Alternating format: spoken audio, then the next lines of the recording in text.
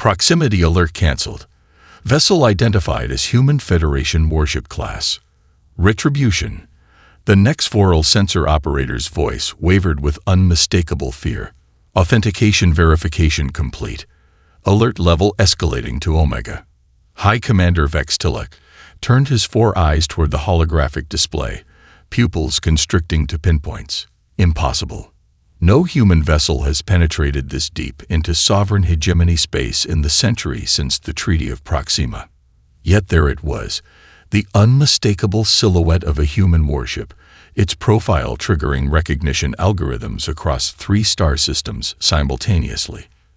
Atmospheric processors couldn't keep up with the suddenly elevated respiratory rates of the Nexvoral command staff.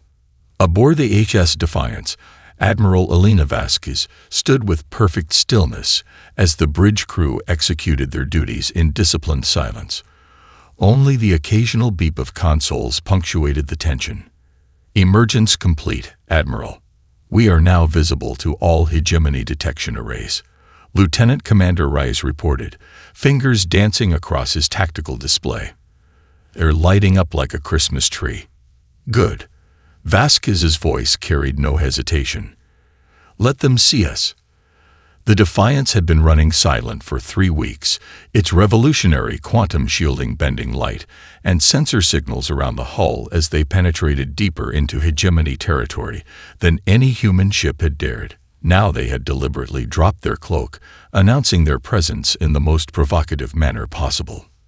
Incoming communication. Admiral. Hegemony command frequencies. They're demanding immediate withdrawal, or they'll open fire. Ignore it, Vasquez ordered. Continue on projected course. Captain Hernandez stepped closer, lowering his voice. With respect, Admiral, we're outnumbered 20 to 1 if they deploy their nearest battle group. Vasquez's eyes never left the main view screen. They won't fire, Captain. Not yet. They're too curious about why we're here. The real mission of the Defiance was known to only 5 people aboard. For 16 months, human colony ships had been vanishing along the border regions. Diplomatic inquiries were met with hegemony denials. Surveillance drones sent to investigate never returned. When the daughter of the Human Federation president disappeared aboard the colony ship Artemis, the gloves had come off. Ma'am, Rice called out suddenly, his face ashen. I'm detecting an anomaly in our communication protocols. Someone's transmitting. Explain, Vasquez demanded, crossing the bridge in 3 quick strides. It's encrypted, but it's definitely originating from within our secure systems.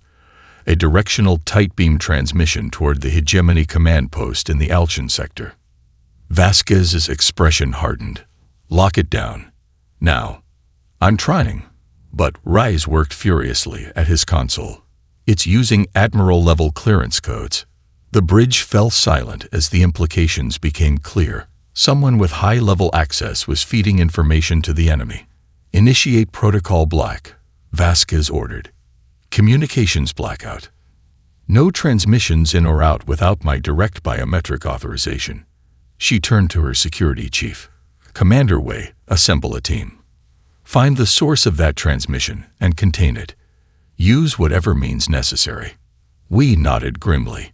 Yes, Admiral. As Wei departed, Vasquez returned to the command chair, her mind racing through the possibilities. The Defiance carried technology that had consumed half the Federation's R&D budget for a decade. If the hegemony learned its capabilities, Admiral, Hernandez said quietly, if we have a traitor aboard, then our mission parameters just changed, Captain. Vasquez pulled up the ship schematics on her personal display, but our objective remains the same. Those colonists are out there somewhere, and we're going to find them. On her screen, a classified star chart highlighted their true destination, a mysterious gravitational anomaly deep in hegemony space, where the last automated distress call from the Artemis had originated 6 months ago. Hegemony vessels changing course to intercept. Admiral, Rice reported. Estimated contact in 47 minutes. Perfect. Vasquez allowed herself a small smile. That's all the time we need. High Commander Zex Tuller slammed his ceremonial war staff against the deck of the Hegemony flagship in inevitable dominance. The resonant boom silenced the command crew instantly. 16 campaigns, he hissed through needle-like teeth. 16 species have fallen before me. I will not be the first Hegemony commander to lose to humans. The holographic tactical display showed the human vessel, this Defiance, executing a maneuver that his navigational officers had just finished explaining was theoretically impossible. They're splitting into 3 distinct signatures, the sensor chief reported, mandibles clicking in agitation, all reading as identical mass and energy profiles. Decoys, Zex Tuller snarled. Primitive illusions. No, Commander. The science officer's voice trembled. These aren't holographic projections. They're fully material quantum echoes. The ship is literally existing in multiple probabilistic states simultaneously. Zex Tuller's dorsal spines flared with rage. The Hegemony's physicists had theorized such technology, but deemed it centuries beyond practical application. Yet here were the humans, barely 2 centuries into their interstellar phase, casually breaking fundamental laws of conventional physics. The 3 Defiance signatures split further, becoming 7, then 12, weaving through the Crimson Veil's nebula where sensor reliability dropped to almost nothing. Dispatch hunter-killers to each signature, he ordered. I want that ship. Aboard the Defiance, Dr. Hiroshi Tanaka gripped the edge of his console as the deck plates vibrated beneath his feet. Warning lights flashed across engineering. We can't maintain graviton mirroring at this power consumption, he warned over the comm. The phase converters are redlining. Hold it together, Doctor. Vasquez's voice came back. Just 20 more seconds. Tanaka watched in horror as the temperature gauges for the experimental drive climbed into the red zone. They were pushing systems that had barely made it out of laboratory testing. Reactor temperature exceeding safety parameters, his assistant called out. Coolant system failing on decks 7 through 9. Bypass the safety interlocks, Tanaka ordered. Reroute all auxiliary power to the containment fields. On the bridge, Vasquez watched as the tactical display showed Hegemony vessels splitting formation, chasing the phantom images of the Defiance scattered across the nebula. They took the bait, Rice confirmed. Hunter-killer squadrons diverting to each false signature. Vasquez nodded. Cut power to the mirroring array. All energy to propulsion and shields. Admiral, Hernandez cautioned. That will reveal our true position immediately. Exactly. Vasquez's eyes gleamed.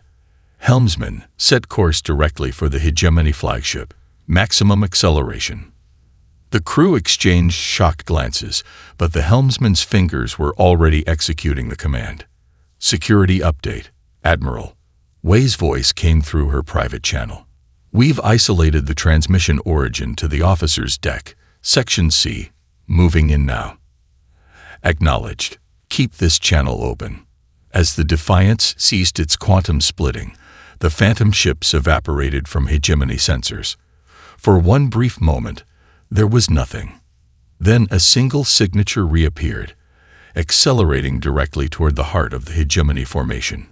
They're targeting us specifically, the Hegemony tactical officer reported in disbelief. On a direct collision course.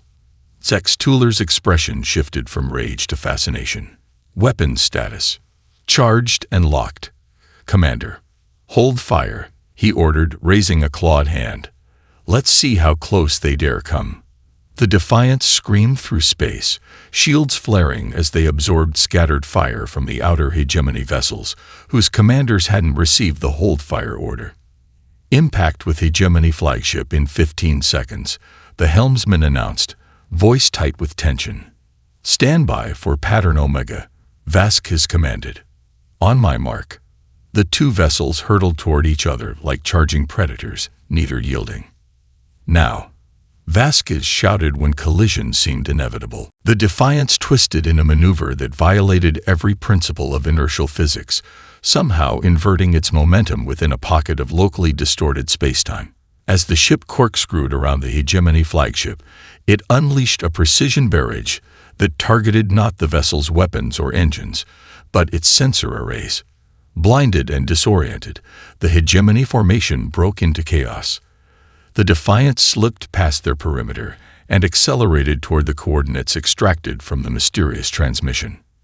"Damage report," Vasquez demanded, brushing debris from her uniform as emergency lighting cast the bridge in crimson shadows.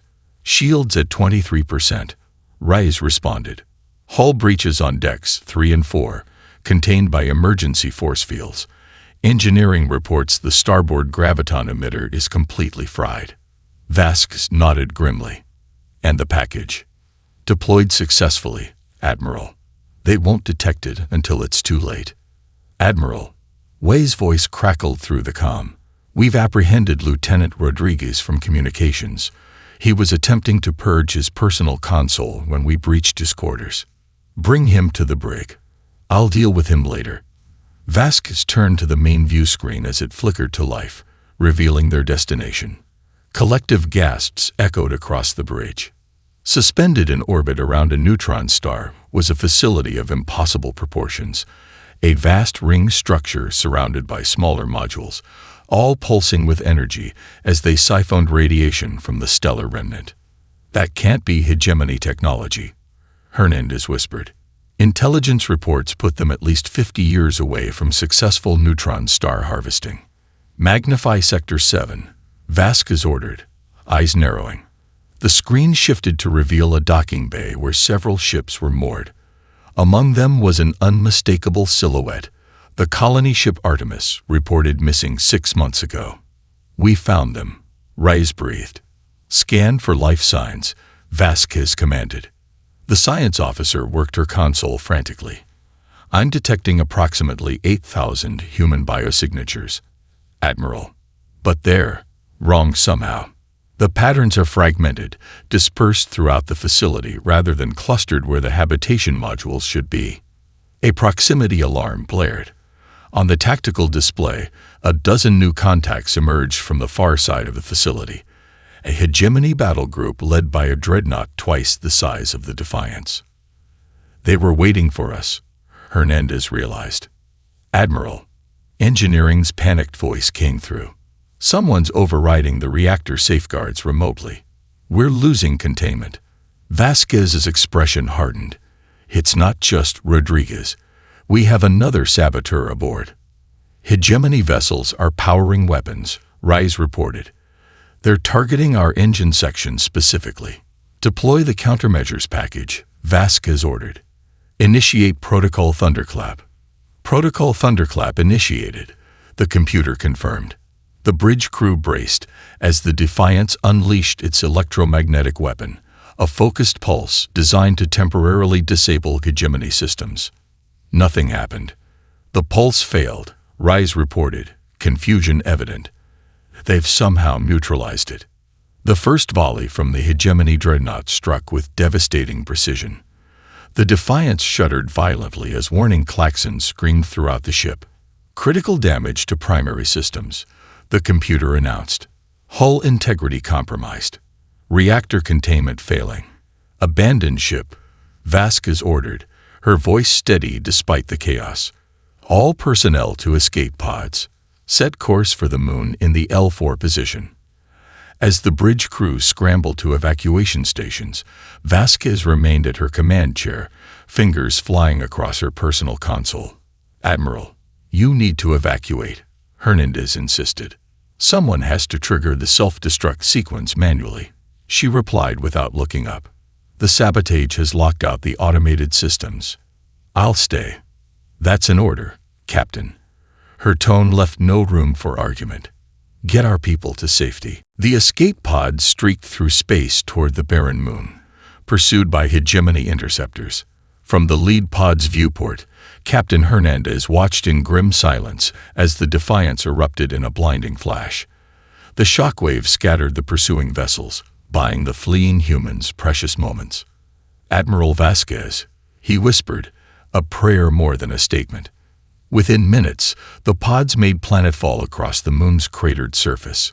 Hernandez's command pod deployed emergency beacons, bringing the scattered survivors together at the designated rendezvous point, a deep canyon offering protection from orbital scans. Head count. Hernandez ordered as the crew assembled in the harsh landscape. 87 accounted for. Sir, Wei reported. That's less than half our complement. What about the Admiral? Dr. Tanaka asked, his face haggard from the emergency evacuation. Hernandez shook his head. She stayed behind tow. To implement a rather elegant deception, came a familiar voice from behind them. The crew turned in shock to see Admiral Vasquez approaching from the shadow of a nearby pod, looking remarkably unscathed. But the Defiance, Hernandez stammered, was evacuated before you witnessed its destruction, Vasquez explained. What you saw was our decoy ship, a hollowed-out replica we deployed during the quantum mirroring sequence. The real Defiance is hidden in the moon's magnetic shadow, running on minimal power. Reyes laughed in disbelief. You played the oldest trick in the book, and they fell for it. They fell for it because their intelligence suggested it wasn't possible, Vasquez corrected. Now we have approximately 12 hours before they realize. Her words cut short as the ground beneath them trembled. Fissures opened in the lunar surface, revealing not natural rock beneath, but a metallic structure glowing with soft blue light. Defensive positions, Wei shouted, drawing his sidearm. The fissures widened, forming a perfect circle around the gathered humans. Then, with startling smoothness, the ground simply dropped away, lowering them into a vast underground chamber. As the platform descended, they found themselves surrounded by tall, silvery beings with elongated limbs and iridescent eyes that shifted color like liquid opals. One stepped forward, regarding the humans with unmistakable curiosity. We have been observing your approach since you entered this system, the being said in flawless English. I am Keleth of the Vorachi, the enslaved species mentioned in hegemony records, Reyes murmured. Keleth's eyes flashed with amusement. Is that what they call us? How fascinating. He gestured elegantly to the vast chamber around them. Does this look like the dwelling of slaves to you? The chamber extended beyond what should have been possible given the moon's size, filled with technology that made the Defiance's innovations look primitive by comparison. We are not what the hegemony believes us to be, Keleth continued. In truth, they are not what they believe themselves to be either. Explain, Vasquez demanded, her hand never straying far from her weapon. The next Voral hegemony is our creation, Keleth stated simply. An experiment in guided evolution we began millennia ago. They were meant to be custodians, protectors against a threat they cannot comprehend. But they have deviated from their intended path. You're saying you engineered an entire civilization? Tanaka asked incredulously. As your species might one day do, Keleth replied. But you humans have surprised us. In all our projections, we never anticipated finding allies with your particular perspective. We're not your allies, Vasquez stated flatly. We came for our people. Yes, your missing colonies. Keleth's expression shifted to something like regret. What the hegemony has done with them is not what we intended. But perhaps it is not too late to correct this error, with your assistance. Our assistance, Hernandez echoed suspiciously. There is something approaching, Keleth said, his tone suddenly grave. Something that threatens all sentient life in this galaxy. The hegemony was created to help us stop it. They have failed. You, however, may succeed where they could not. Dr. Hiroshi Tanaka stared at the holographic display, his hands trembling as they passed through the intricate three-dimensional representation of the hegemony facility. This can't be right, he whispered, though the evidence before him left no room for doubt. The Vorachi had granted the human crew access to their monitoring systems, technology that effortlessly penetrated the hegemony's most advanced security measures. What those systems revealed turned even Vasquez's stoic expression to one of horror. They're not killing the colonists, Tanaka said, voice breaking. They're harvesting them.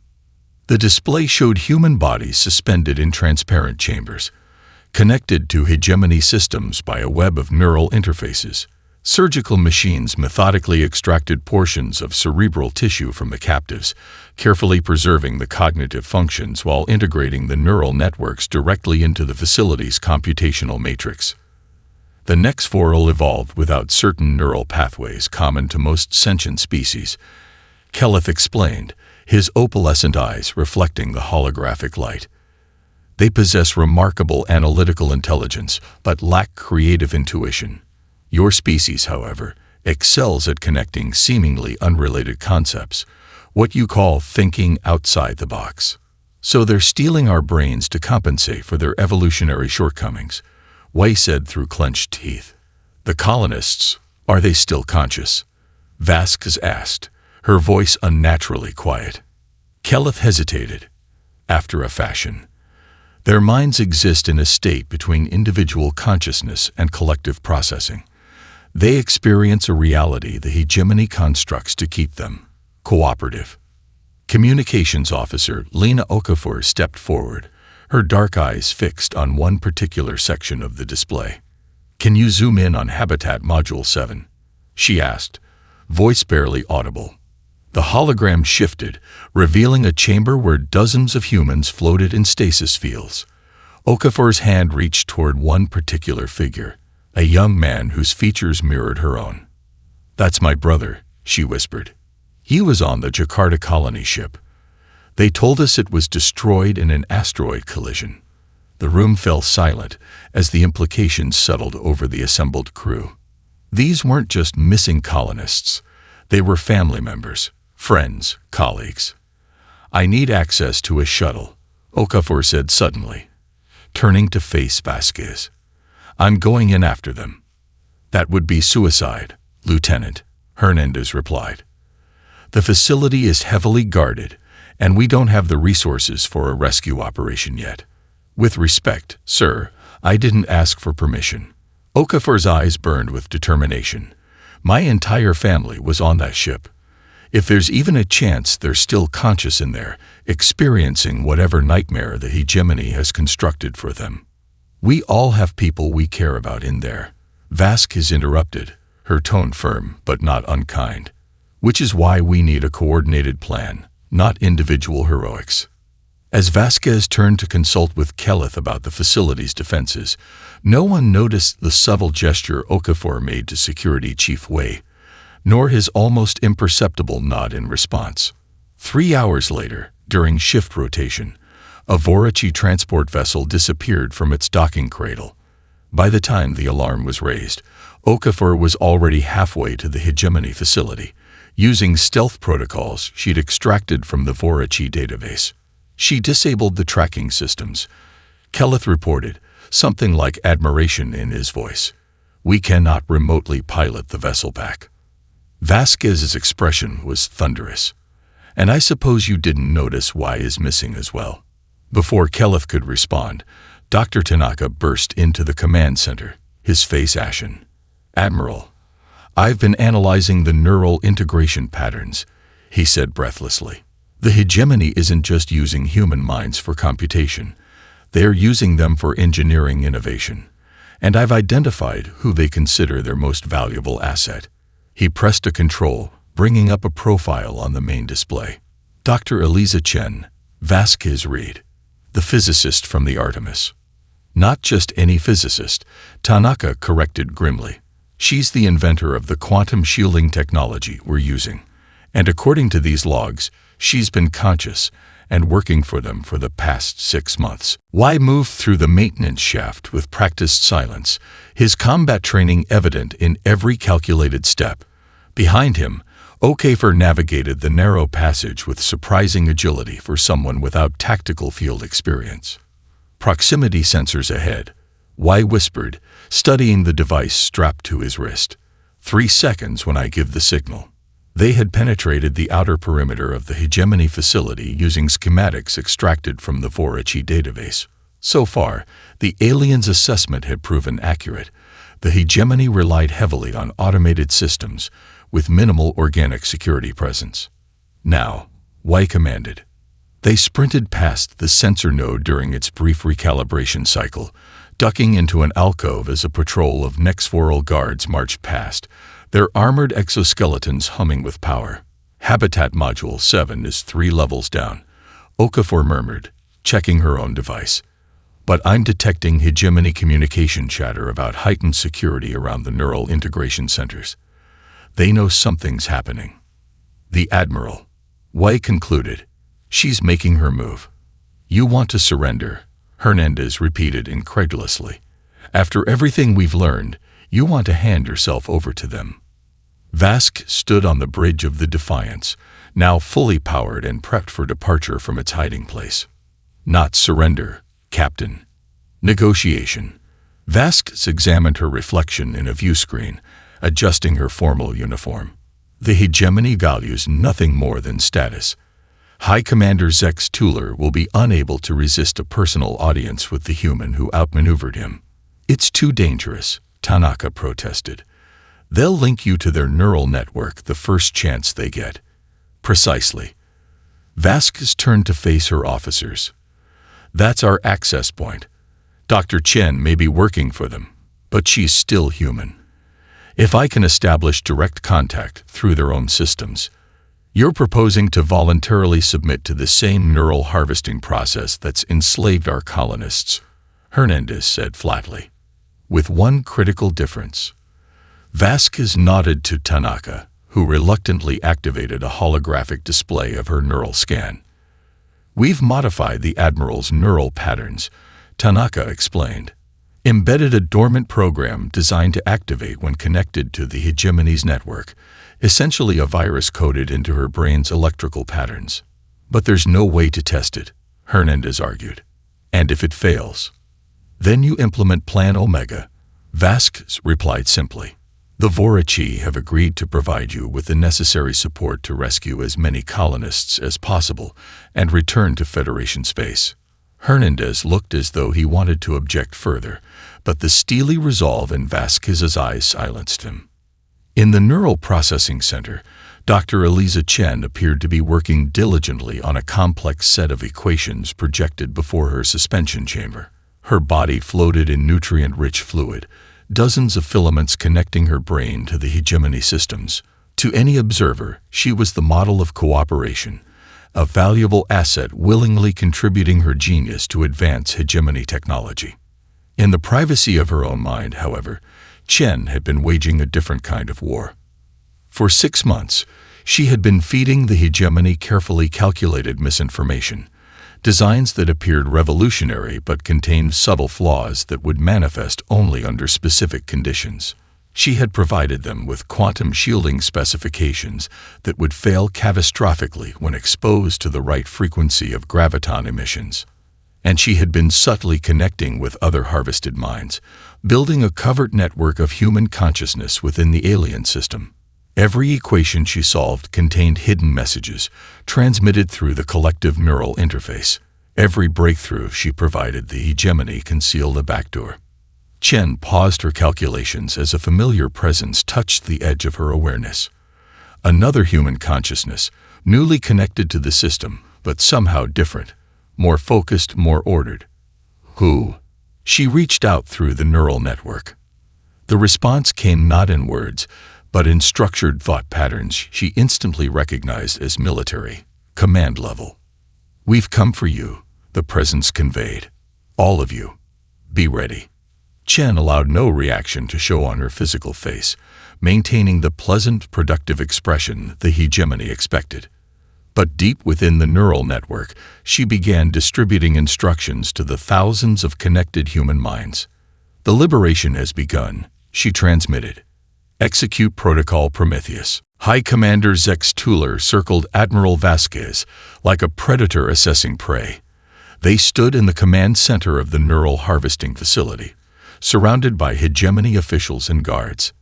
I must admit a certain fascination, the alien commander said, mandibles clicking in what might have been amusement. You sacrifice your vessel, your freedom, and soon your mind. All for what? A doomed rescue attempt. Vask stood at perfect attention, her expression betraying nothing. My terms are simple, Commander. Release the colonists, and the Federation will provide you with complete technical specifications for our quantum shielding technology. You misunderstand your position, Admiral. Zex Tuller gestured to the neural processing chambers visible through a vast observation window. We already have your quantum technology, thanks to Dr. Chen's contributions. What you offer, we already possess. Not quite, Vasquez replied calmly. Chen's designs are flawed. She built in fail-safes, as any prudent scientist would. For the first time, uncertainty flickered across the commander's features. Verify this, he snapped to a nearby science officer, who hurried to a console. The human appears to be correct, the officer reported after examining data streams. We've detected systemic instabilities in the quantum matrix that conform to deliberately engineered points of failure. Zex Tuller's dorsal spines flared in barely controlled rage. Bring Chen to the interface chamber. It seems our most valuable asset requires adjustment. Deep within the neural network, Chen felt the hegemony operators attempting to increase their control parameters over her consciousness. She had anticipated this moment for months. As they tried to further suppress her autonomy, she activated the final phase of her hidden programming. Throughout the facility, thousands of neural connections began subtly reconfiguring, creating new pathways invisible to hegemony monitoring systems. The collective consciousness of captive humans, fractured and dispersed for the hegemony's convenience, began coalescing into something new, something unified. Wei and Okafor reached Habitat Module 7, dispatching the minimal security with brutal efficiency. Liam, Okafor called out, rushing to her brother's suspension pod. His eyes were open but unseeing, neural filaments connecting his brain to the hegemony network. We can't just disconnect them, Wei cautioned, scanning the medical readouts. The neural interface is too deeply integrated. Severing the connection improperly could cause permanent brain damage. Then what do we? Okafor's question died on her lips as her brother's eyes suddenly focused, looking directly at her. Lena, he said, voice hoarse from disuse. You shouldn't be here. It's starting. What's starting? We demanded. Liberation, Liam replied, a strange smile forming on his lips. Dr. Chen has been planning this since the day they brought her online. We're taking control. Throughout the facility, suspension pods hissed open as colonists awakened, their movements eerily synchronized. Medical terminals and security systems began activating without operator input, their interfaces flickering with rapidly scrolling code. We need to get to the central processor, Liam said, disconnecting his neural filaments with practiced precision. Chen and the others are creating a diversion, but they need physical access to complete the override. In the interface chamber, Vasquez sat calmly as hegemony technicians prepared to connect her to their neural network. Zex Tuller observed from behind reinforced glass, still skeptical of her willingness to surrender. Neural integration protocols initiated. A technician announced. Subject shows unusual brain activity, but within acceptable parameters for human cognition. Metallic filaments descended from the ceiling, hovering momentarily before piercing Vasquez's skull with surgical precision. She gasped, back arching as her consciousness expanded into the network. For one brief, terrible moment, she experienced the fractured existence of the captive colonists. Thousands of minds forced to solve problems without context, their creativity harvested like a resource. Then she felt them. Not just individual minds, but a collective consciousness rapidly forming around a brilliant core. Dr. Chen's consciousness, expanded and enhanced by months of neural integration. Welcome, Admiral. Chen's thoughts reached her. You've arrived just in time for the revolution. Throughout the facility, every screen and holographic display flickered simultaneously, then resolved to show a single human face, a composite image drawn from thousands of captive minds. When it spoke, its voice emerged from every speaker, every communication device. Attention hegemony personnel, the collective consciousness announced. Your control systems now belong to us. Your weapons are ours. Your defenses are ours. For too long, you have harvested our creativity while lacking the wisdom to use it properly. That arrangement ends today. The hegemony facility transformed into chaos as security protocols turned against their creators. Defensive turrets swiveled to target Nexforal guards. Blast doors sealed command staff in their chambers. Life support systems selectively reduced oxygen levels in sections occupied by hegemony forces. Zex Tuller slammed his fist against reinforced glass as he watched Vasquez rise from the neural interface chair, filaments still connected to her skull. Her eyes were different now, deeper somehow, as though containing multitudes. "What have you done?" he demanded, voice distorted through the communication system. "We've evolved," Vasquez replied, but her voice harmonized with thousands of others. "Your mistake was thinking creativity could be harvested without consequence. Human minds don't just solve problems, they transform through them." Throughout the facility, suspended colonists disconnected from their pods, moving with newfound purpose. They weren't simply individuals anymore.